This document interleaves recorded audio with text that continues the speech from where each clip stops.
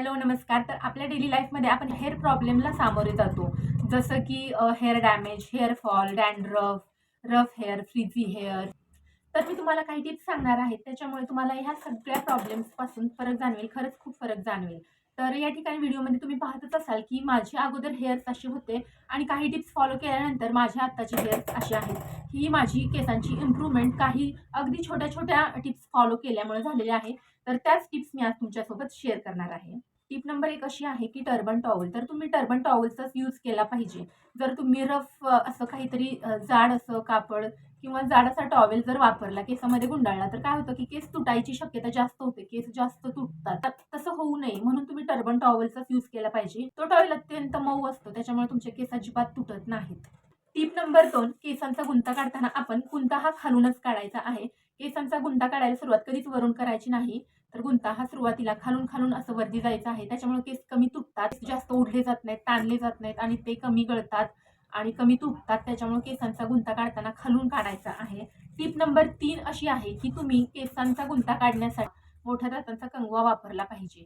छोट्या दातांचा कंगवा जर तुम्ही वापरला तर केस तुटतात. त्यामुळे मोठ्या दातांचा कंगवा किंवा वुडनचा जो कंगवा असतो तो वापरला पाहिजे.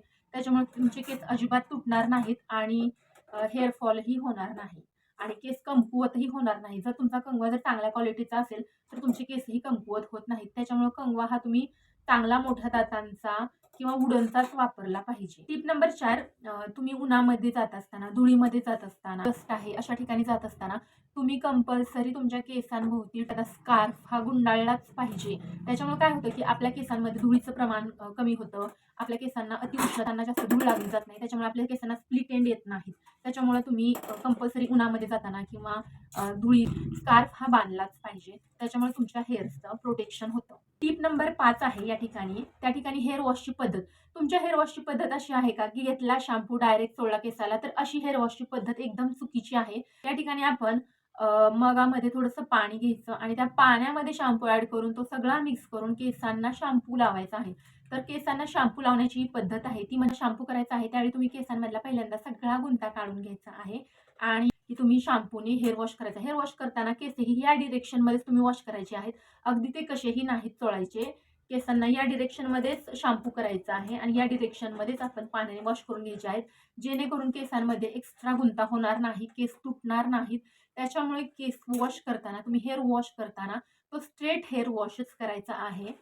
तर या ठिकाणी टिप नंबर 6 आहे की तुम्ही जो शॅम्पू वापरता त्यासोबत तुम्हाला कंडिशनर असेल. जर तुम्हाला तुमच्या शॅम्पू सोबत कंडिशनर नसेल तर तुम्ही कंपल्सरी ज्या शॅम्पूला कंडिशनर आहे तो शॅम्पू तुम्ही कंपल्सरी वापरायचा आहे. त्याच्यामुळे काय होतं आपल्या हेअर्सला एक कोटिंग मिळतं आणि आपले जास्त हेअर्स डॅमेज होत नाहीत. त्याच्यामुळे आता केसांसाठी कोणतं ऑइल बेस्ट आहे तर केसांसाठी ऑलिव्ह ऑइल, कोकोनट ऑइल आणि कॅस्टर ऑइल एवढे सगळे ऑइल बेस्ट आहेत. तर ह्यामधलंच तुम्ही वापरा.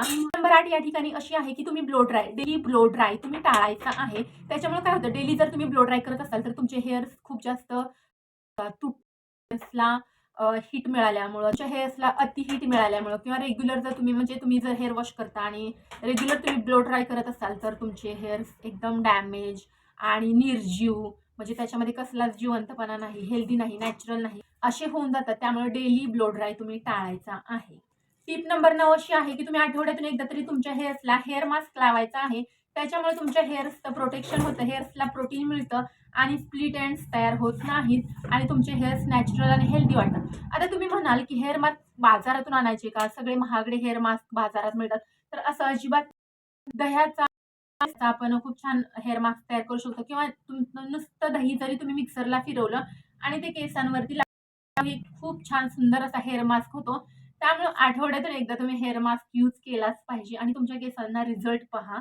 एकदम बेस्ट रिझल्ट येतो. या ठिकाणी जी हेअर ग्रोथ मिळवलेली आहे, माझ्या अगोदरचे हेअर्स आहेत ते एकदम छोटे आहेत आणि मी ही जी आत्ताची हेअर ग्रोथ मिळवलेली आहे, ती मी माझ्या ह्या टिप्स फॉलो करून मिळवलेली आहे. त्यामुळे तुम्ही जरी ह्या टिप्स फॉलो केल्या तरीही तुम्हाला नक्कीच अशा प्रकारची हेअर ग्रोथ मिळेल. तुम्हाला हा व्हिडिओ आवडला असेल, टिप्स आवडल्या असेल तर नक्कीच व्हिडिओला लाईक करून चॅनलला सबस्क्राईब करा आणि अशाच प्रकारचे अनेक व्हिडिओज आपल्या चॅनलवरती आहेत तेही जरूर पहा.